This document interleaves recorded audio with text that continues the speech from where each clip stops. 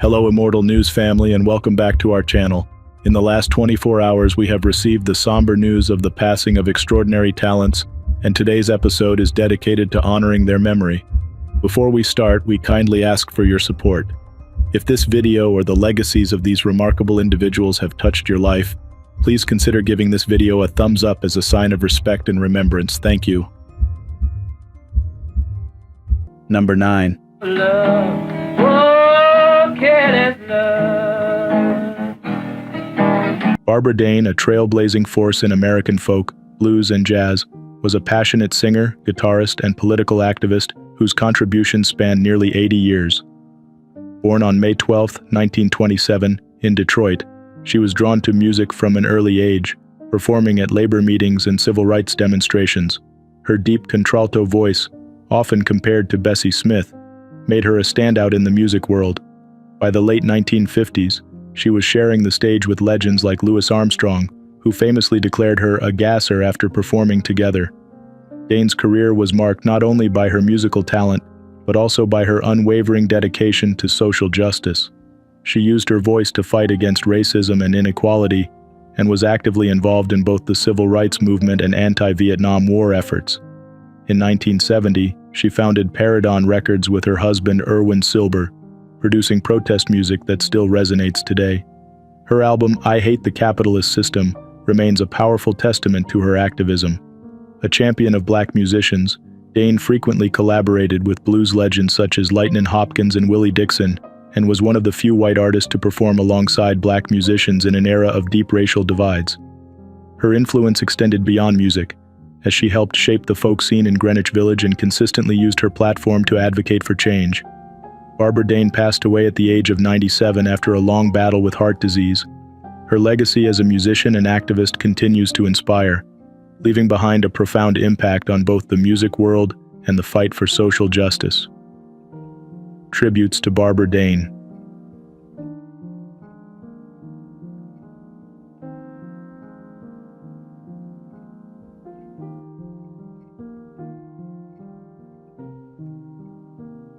Number 8. I've just got to find my way. Paul Di'Anno was a trailblazer in the world of heavy metal, best known as the original lead vocalist for the legendary band Iron Maiden. Born in Chingford, East London in 1958, Di'Anno's gritty voice and rebellious energy helped shape the early sound of Iron Maiden. His contributions to the band's first two albums, Iron Maiden, 1980, and Killers, 1981, were instrumental in establishing the band's place in music history. With his raw vocals, Di'Anno brought a punk-infused style to heavy metal, influencing the genre's evolution and leaving a lasting mark. Di'Anno's career in music began in his teenage years, performing in various rock bands before joining Iron Maiden in 1978. His time with the band was brief but impactful, helping to build their early success and global fan base. Following his departure in 1981, he continued to pursue music, fronting several other bands including Battlezone and his self-titled band Di'Anno. His post-Maiden career saw him release numerous albums, proving his dedication to his craft and his fans, despite facing personal struggles with health and addiction. Throughout his life, Di'Anno faced numerous health challenges, including battles with sepsis and pneumonia. Despite these difficulties, he continued performing in a wheelchair, embodying resilience and passion for music. In 2021, his former bandmates in Iron Maiden contributed to his medical expenses, highlighting the bond and respect that remained between them. Paul Di'Anno passed away on October 21, 2024, at the age of 66. His legacy as one of the most influential figures in heavy metal remains undeniable, and his music will continue to inspire fans worldwide. Tributes to Paul Di'Anno.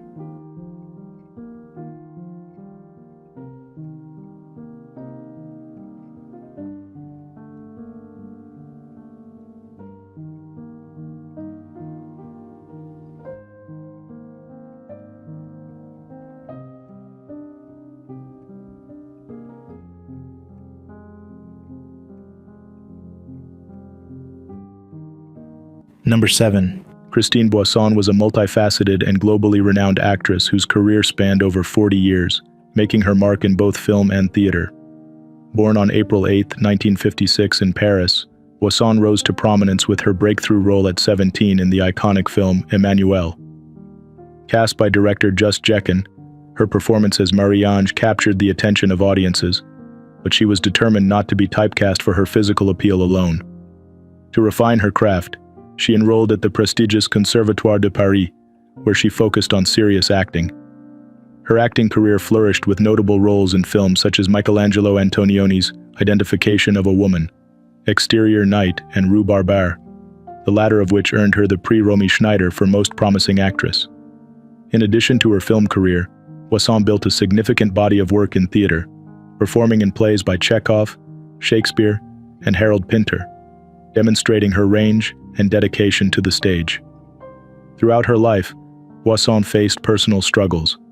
Despite these challenges, she continued to pursue her passion for acting, appearing in various film and theater productions into the 2000s. Christine Boisson passed away on October 21, 2024, at the age of 68, after battling stomach cancer. Her legacy in French cinema and theater endures through her versatile performances and the lasting impact she made on audiences and peers alike. Tributes to Christine Boisson.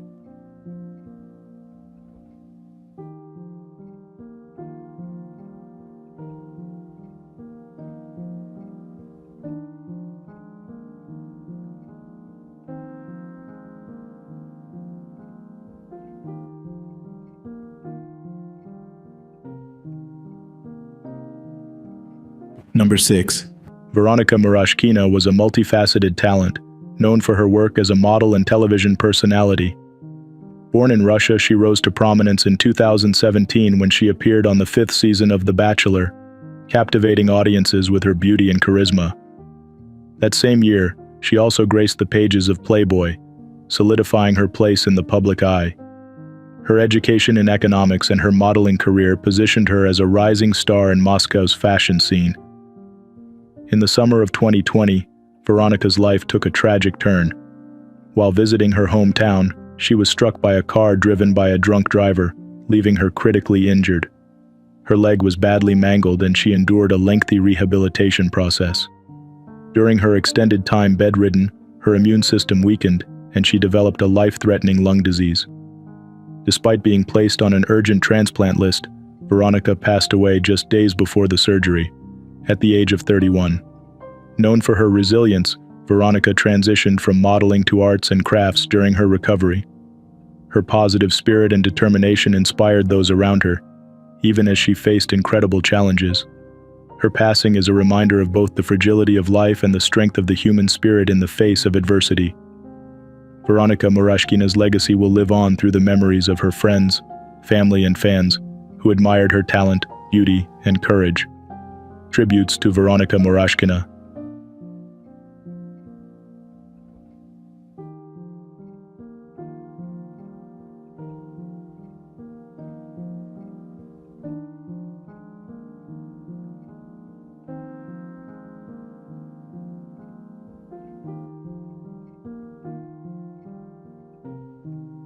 Number 5. Juliana Manfrini was a passionate surfer, adventurer, and entrepreneur who made waves in both the surfing community and beyond. Born in Venaria Reale, Italy, Juliana was known for her fearless love of the ocean and her zest for life. She co-founded A Wave Travel, a company dedicated to sports holidays, and was both a surfing and snowboarding instructor. With a degree in law, Juliana balanced her adventurous spirit with a thoughtful and grounded approach to life, making her a multifaceted and beloved figure in her community. Her love for the water led her to Sumatra, Indonesia, where she spent much of her time chasing the perfect wave. Juliana often spoke of her deep connection to the Indonesian wilderness, describing the surf spots in North Sumatra as her sanctuary. Her favorite break at Nias was where she felt most at home, riding barrels and immersing herself in the natural beauty around her. In a tragic turn of events, Juliana passed away at the age of 36 after a freak accident while surfing off the coast of Pulau Masokut Island. She was impaled by a swordfish that leapt from the water, striking her in the heart. Despite the swift efforts of her companions, who administered first aid, she could not be saved. Juliana's untimely passing has left the surfing world and her hometown deeply shocked and saddened. Her infectious love for life, her courage, and her adventurous spirit will be remembered by all who knew her. Juliana's legacy continues through the countless lives she touched, both in and out of the water. Tributes to Juliana Manfrini.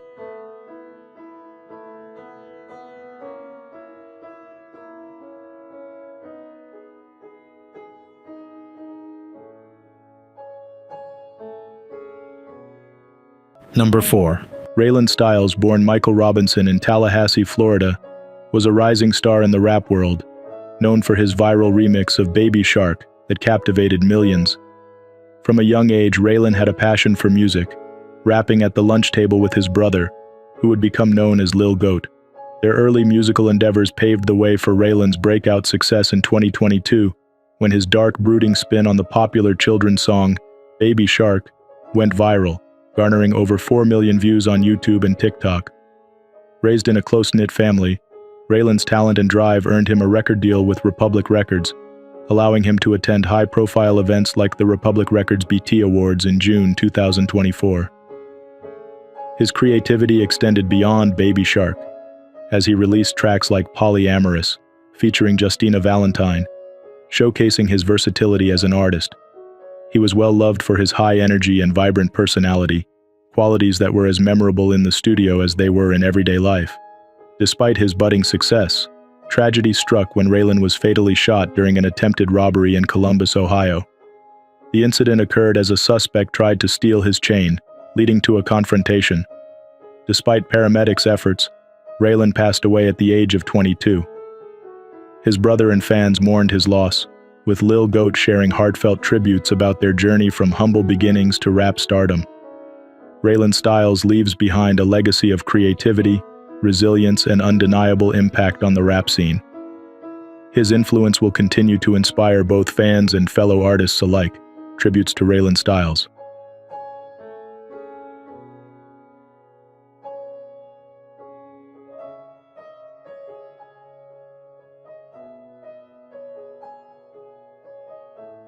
Number 3.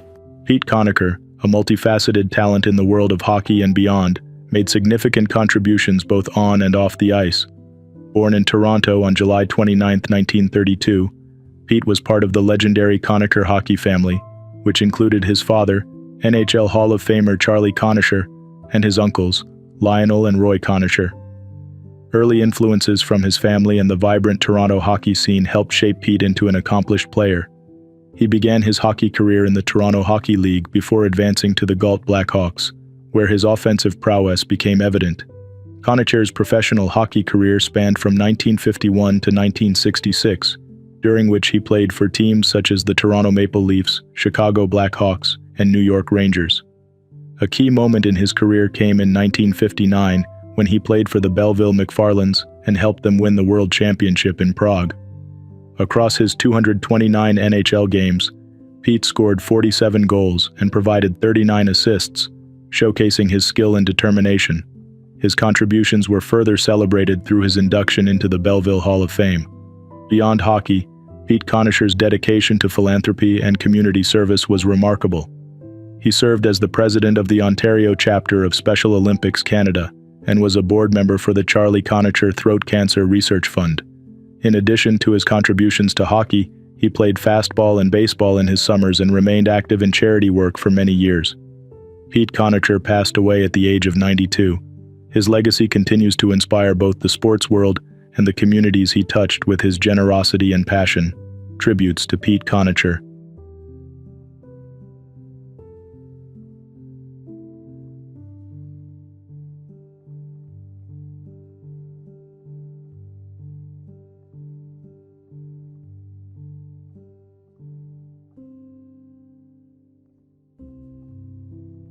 Number 2.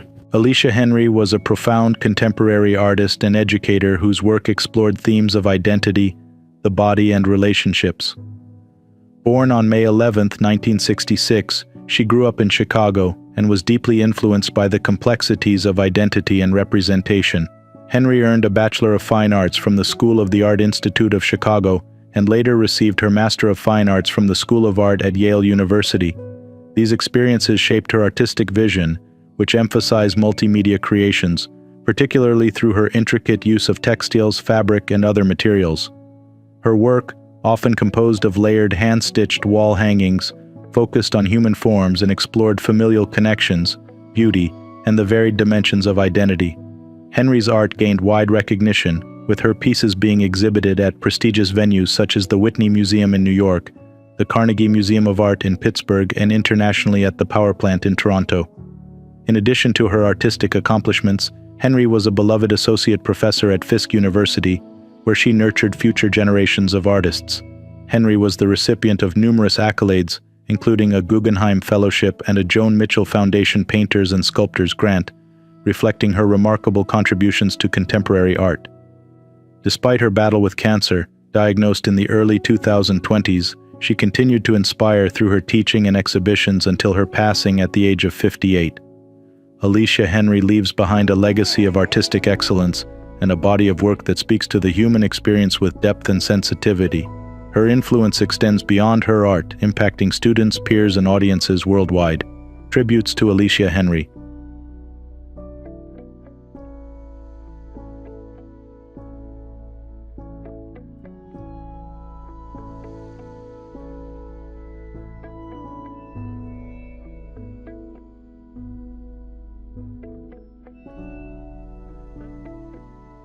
What's trending on the internet? News 1. FBI agents have joined the search for missing U.S. YouTuber Elliot Eastman after he was kidnapped by gunmen in the Philippines. The 26-year-old Vermont native was shot in the leg and taken by armed men from the remote coastal village of Cebuco on October 17. According to reports, the attackers, falsely claiming to be police, ambushed Eastman at his father-in-law's home before forcing him into a speedboat. Eastman, who had recently married a local woman and settled in the Philippines, was last seen being taken off the coast of Zamboanga del Norte, an area known for its security risks. Authorities are working alongside the FBI in an effort to rescue him. Local police confirmed finding blood and bullet casings at the scene. Eastman's family and friends are anxiously awaiting news of his safe return, while his mother-in-law shared that his kidnappers may have targeted him due to his status as a foreigner. In a video posted weeks prior, Eastman admitted to feeling unsafe in the region, referring to it as the most dangerous area in the country. Authorities are urging the public to stay calm as they continue their investigation. News 2. Investigators are looking into a tragic helicopter crash in Houston that claimed the lives of 4 people, including a child, after the aircraft collided with a radio tower on Sunday night. The crash, which ignited a massive explosion, occurred in the city's 2nd ward. It is now being reported that the lights on the 1,000-foot tower had reportedly failed just days before the incident, according to a Federal Aviation Administration (FAA) notice issued last Thursday. The privately owned Robinson R-44 helicopter was flying at about 600 feet when it hit the unlit tower, causing it to topple and scatter debris throughout the neighborhood. Witnesses described hearing a loud explosion that was felt up to half a mile away. Houston Mayor John Whitmire expressed his sorrow over the loss, describing it as a tragic event. The National Transportation Safety Board, NTSB, is set to investigate the crash, while local officials have urged residents to avoid touching any wreckage. Houston Police Chief Noe Diaz emphasized that safety precautions are in place, but this remains a devastating accident. The cause of the crash remains under investigation. News 3.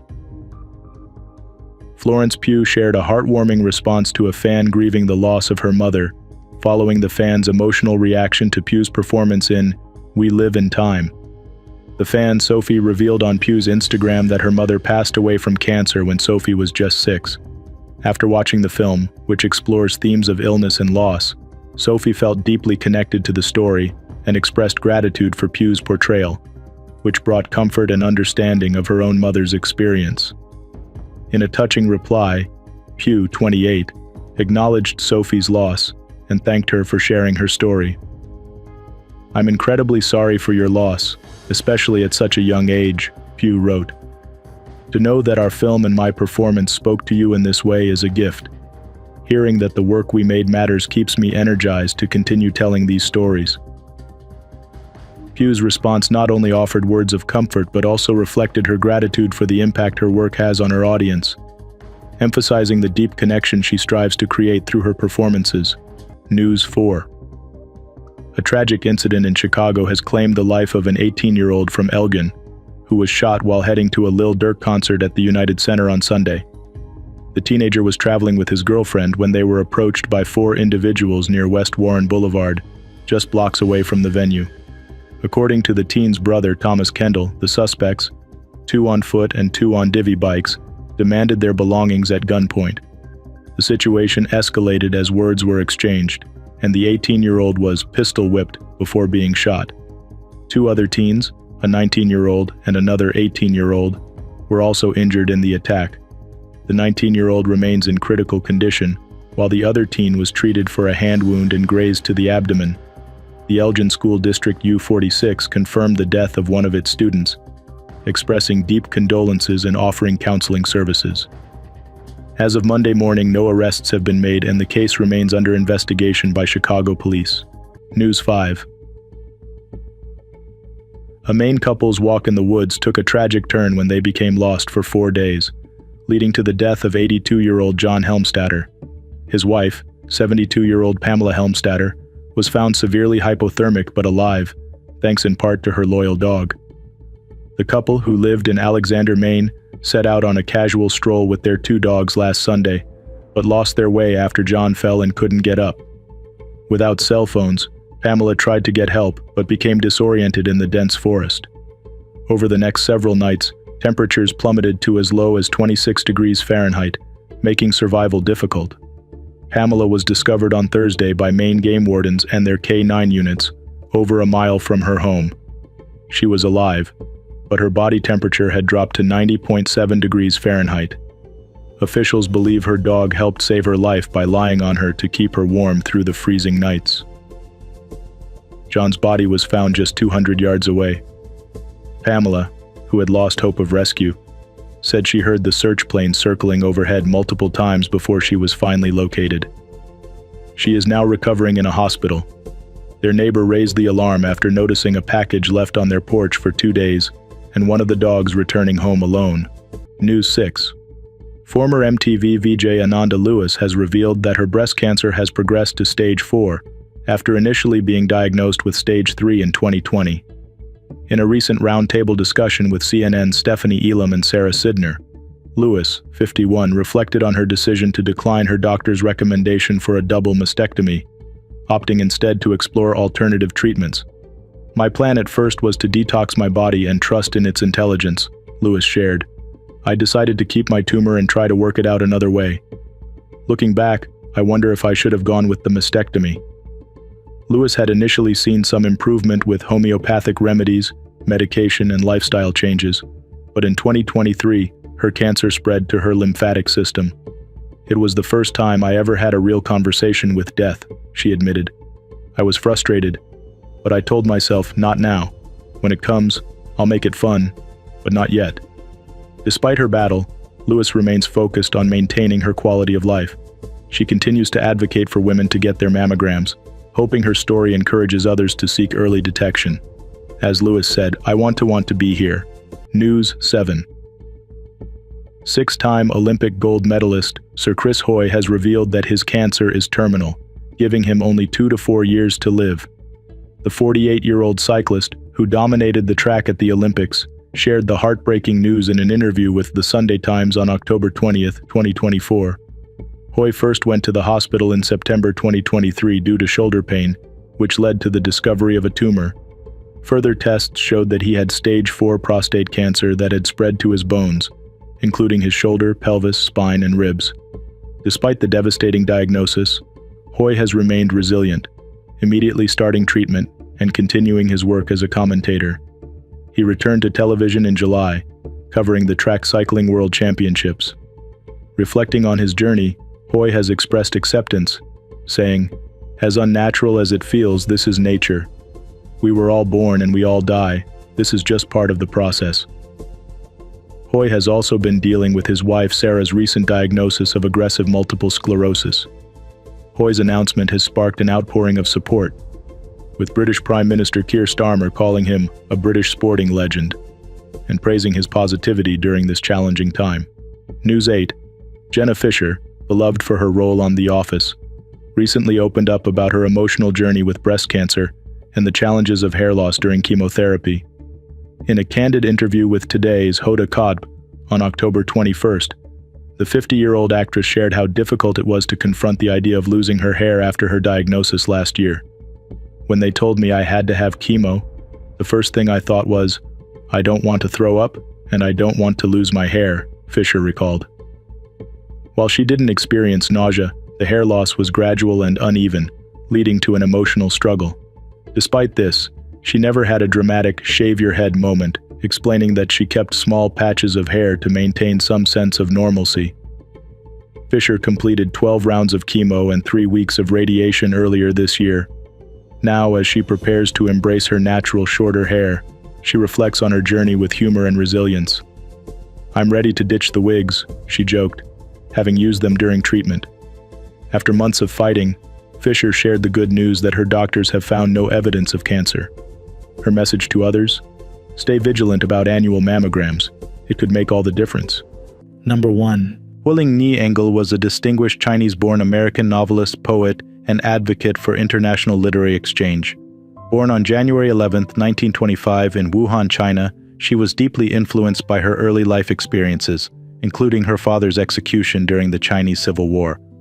After earning a degree in English from National Central University, she and her family relocated to Taiwan following the Chinese Communist Revolution, where her literary journey flourished.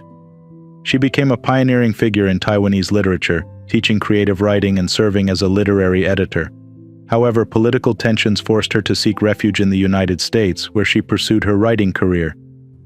Ni Engel's pivotal contribution came with the founding of the International Writing Program, IWP, at the University of Iowa alongside her husband, Paul Engel. This groundbreaking program has since become a global hub for writers, fostering cross-cultural dialogue and artistic collaboration. Her work as an editor and translator also introduced Chinese literature to a global audience, including during the height of the Cultural Revolution. Her own literary works, including the acclaimed novel Mulberry and Peach, earned her recognition and an American Book Award in 1990. Throughout her life, Ni Engel championed not only literature but also human rights and the pursuit of understanding between diverse cultures. She continued to teach, mentor, and inspire generations of writers. Huiling Ni Engel passed away at the age of 99, leaving behind a legacy of literary brilliance and a lasting impact on global cultural exchange.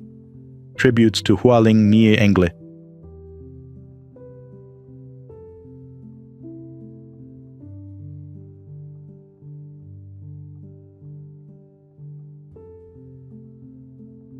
Susan Cagle, professionally known as Susan Justice, was a gifted singer-songwriter and guitarist whose rise to fame began in the most unexpected of places.